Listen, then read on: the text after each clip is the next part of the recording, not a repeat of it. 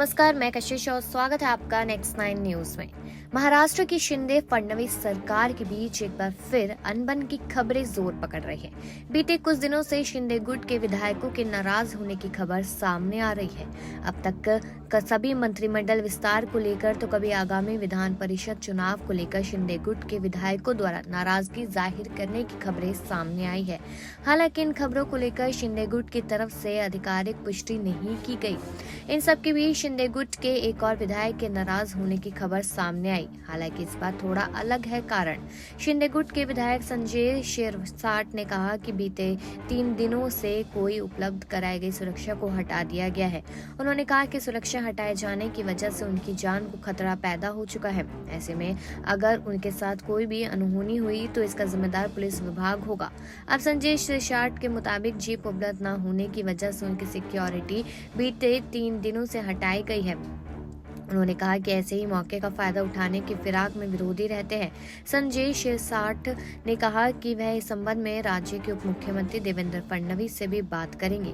संजय शिरसाट इसके पहले भी अपनी नाराजगी जाहिर कर चुके हैं। हालांकि उस समय नाराजगी की वजह दूसरी थी। तब उनकी नाराजगी शिंदे फडणवीस सरकार के दूसरे मंत्रिमंडल विस्तार को लेकर थी। 6 महीने गुजर जाने के बाद में जब सरकार का दूसरा मंत्रिमंडल विस्तार नहीं हुआ था, जिस पर शिरसाट के नाराज होने की खबरें सामने आई थी। अब शिंदे फडणवीस सरकार में अपनी नाराजगी का मुजाहिरा प्रहार जनशक्ति पार्टी के मुखिया बच्चू कडू भी कर चुके हैं। हाल में उन्होंने विधान परिषद की 5 सीटों के लिए अपने उम्मीदवारों का नाम भी घोषित किया था। उन्होंने यह तर्क दिया था कि वह शिंदे फडणवीस सरकार ने इस चुनाव के संबंध में कोई भी चर्चा उनके साथ नहीं की थी। इसके पहले ही भी सरकार के पहले मंत्रिमंडल विस्तार में मंत्री न बनाए जाने पर कडू अपनी नाराजगी जाहिर कर चुके हैं। उन्होंने कहा था कि उन्हें उम्मीद थी कि कैबिनेट में जगह दी जाएगी, लेकिन अब देखा जाए यहाँ पर इसको लेकर तमाम तरीके के सवाल अभी भी बने हुए हैं।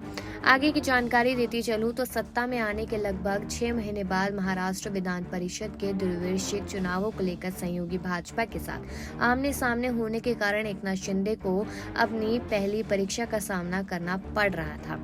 मुख्यमंत्री एकनाथ शिंदे कथित तौर पर परिषद चुनावों में अपने गुट को कोई सीट नहीं देने के लिए भाजपा से नाखुश है। शिंदे को कम से कम 2 सीटों की उम्मीद थी। विभिन्न विधानसभा क्षेत्रों के लिए पंचायत चुनाव की घोषणा हो चुकी है।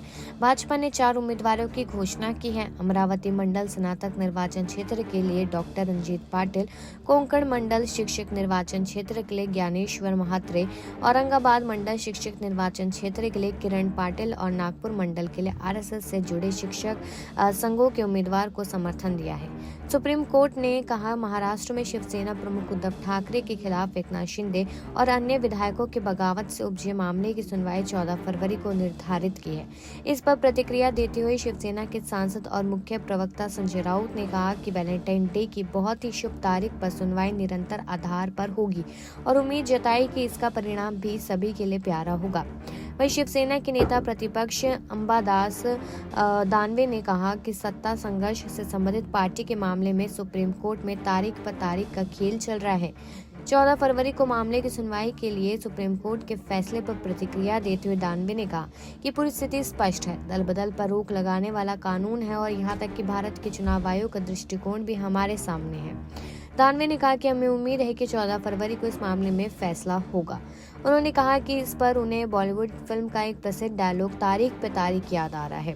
दानवे ने इस बात पर भी हैरानी जताई कि भारत का चुनाव आयोग पार्टी के नाम और सिंबल पर अपना फैसला देने में इतनी जल्दबाजी क्यों कर रहा है, जबकि विधायकों की अयोग्यता का मामला सुप्रीम कोर्ट में सक्षम लंबित है, खासकर जब यह सब अवैध है।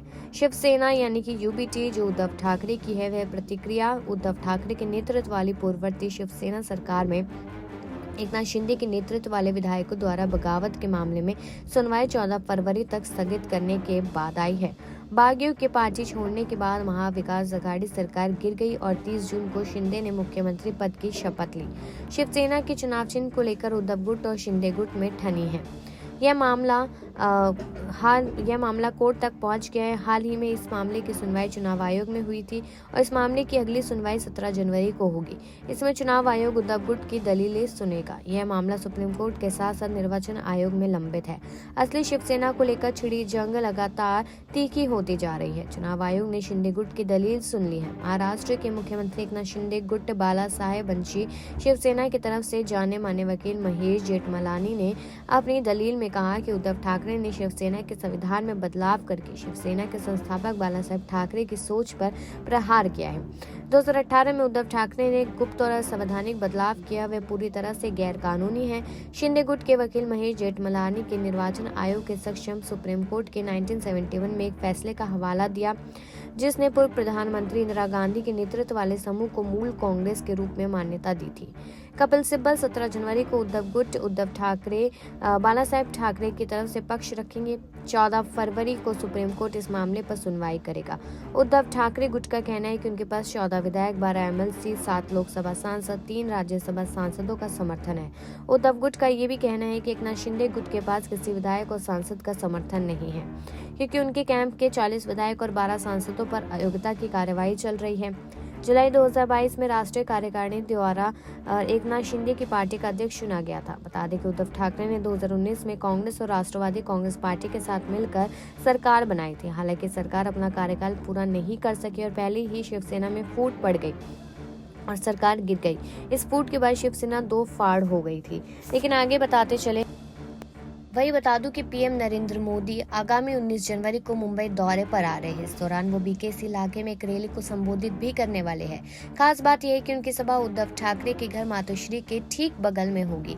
पीएम मोदी मुंबई में सीवेज ट्रीटमेंट प्लांट, मेट्रो समेत अन्य विकास कामों के उद्घाटन के सिलसिले में मुंबई दौरे पर आ रहे हैं। हालांकि उनके इस दौरे को लेकर उद्धव गुट की तरफ से निशाना भी साधा गया है। ठाकरे गुट के सांसद संजय राउत ने कहा कि यह पूरी तरह से राजनीतिक दौरा है और बीएमसी चुनावों के मद्देनजर पीएम मोदी मुंबई आ रहे हैं। पीएम के दौरे को देखते हुए राज्य के मुख्यमंत्री एकनाथ शिंदे और उप मुख्यमंत्री देवेंद्र फडणवीस तैयारियों में जुटे हैं। मोदी की यह सभा बांद्रा के बीकेसी ग्राउंड पर होनी है। इस बात की भी कयास लगाया जा रहा है कि पीएम मोदी के मुंबई आने के बाद बीएमसी चुनावों में आ रही अड़चनों भी दूर हो जाएगी और चुनाव की घोषणा भी जल्द संभव है। महाराष्ट्र विधानसभा चुनावों के बाद पहली बार नरेंद्र मोदी मुंबई आ रहे हैं। मुंबई की बीएमसी को देश की सबसे अमीर महानगर पालिका कहा जाता है तो मुंबई में सभी पार्टियों की मौजूदगी है। बावजूद उसके बीते 3 दशकों में बीएमसी की सत्ता पर ठाकरे परिवार की शिवसेना का कब्जा रहा है। ये कब्जा कुछ महीनों पहले तक यानी महानगर पालिका में प्रशासक के बैठाए जाने के पहले तक बरकरार था। हालांकि अब शिवसेना के ही 2 धड़ों में बढ़ जाने की वजह से उद्धव ठाकरे गुट काफी अलग थलग का पड़ता हुआ नजर आ रहा है। इतनी बड़ी टूट के बाद बीएमसी चुनाव का असली मुकाबला सिर्फ 2 पार्टियों बीजेपी और उद्धव ठाकरे गुट के बीच लड़ा जाना है। वैसे तो इस चुनाव में एकनाथ शिंदे गुट, कांग्रेस, एनसीपी, महाराष्ट्र नवनिर्माण सेना, समाजवादी पार्टी, वंचित बहुजन अघाड़ी समेत कई छोटे छोटे दल भी शामिल है। बीएमसी की सत्ता के सिंहासन पर अब तक ठाकरे परिवार के एक छत्र राज किया है, लेकिन अब यह सिंहासन डोलने लगा है। अभी सिंहासन पर भारतीय जनता पार्टी यानी बीजेपी की नजर पड़ गई है। ऐसे में इस बादशाहत को बरकरार रखने के लिए उद्धव ठाकरे अपनी बची कुची शिवसेना के साथ एडी चोटी का जोर लगा देंगे और लगा भी रहे हैं। और मुंबई में शिवसेना के 6 विधायकों ने एकनाथ शिंदे गुट का दामन थाम लिया। इन तमाम विपरीत परिस्थितियों के बाद उद्धव ठाकरे गुट बीएमसी चुनाव में बीजेपी को पटकने देने का दावा कर रहा है, जबकि मौजूदा सियासी समीकरण पूरी तरह से उद्धव ठाकरे के खिलाफ जा रहे हैं। उद्धव ठाकरे ये चाहते हैं कि महाविकास अघाड़ी के तीनों घटक दल वंचित बहुजन अघाड़ी के साथ मिलकर आगामी बीएमसी चुनाव लड़े। हालांकि इसमें सबसे बड़ी मुश्किल उनके लिए सहयोगी दल कांग्रेस की तरफ से पैदा की जा रही है। कांग्रेस पार्टी के मुंबई अध्यक्ष भाई जगताप ने यह कहा कि वह आगामी बीएमसी चुनाव खुद के दम पर लड़ना चाहते हैं। लेकिन आपको क्या लगता है यहाँ पर इन सारी परिस्थितियों को देखते हुए क्या समय से पहले एकनाथ शिंदे को पार्टी से बाहर कर दिया जाएगा और कहीं ना कहीं बीजेपी या फिर उद्धव ठाकरे दोनों आपस में मिलते नजर आएंगे? इसको लेकर अपनी राय जरूर दीजिएगा और बाकी ऐसी खबरों के लिए देखते रहिए नेक्स्ट 9 न्यूज।